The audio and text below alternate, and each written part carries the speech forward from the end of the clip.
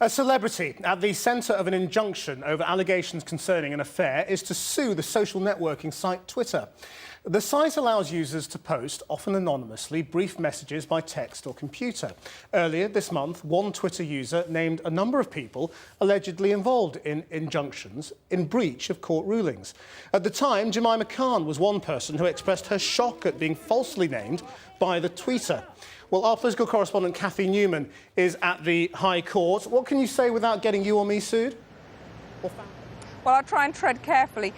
I can't name the celebrity, but what I can say is that he's a professional footballer who's alleged to have had an affair with Imogen Thomas, the former Big Brother star.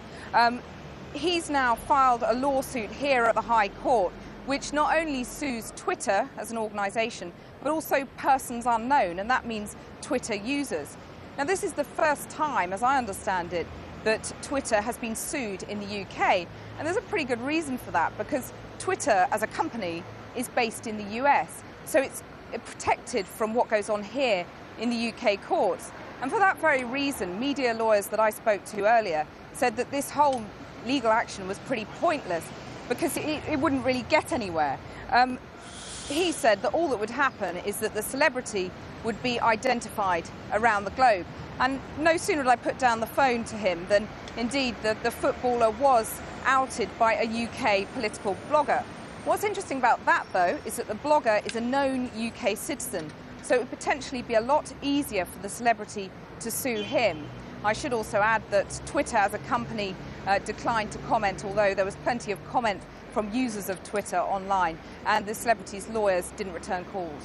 On the broader question of injunctions, though, the judges have been waving their swords of truth at politicians today. What's been going on there? Yes, well, earlier this week, a Lib Dem peer revealed details of Sir Fred Goodwin's alleged affair, which was covered by an injunction, but the peer revealed details of it under parliamentary privilege in the Lords. Now, today, the Lord Chief Justice, Lord Judge, took a pretty dim view of that. Here's what he said. You do need to think, do you not, whether it's a very good idea for our lawmakers to be, in effect, flouting a court order just because they disagree with the order, or for that matter, because they disagree with the law of privacy, which Parliament has created.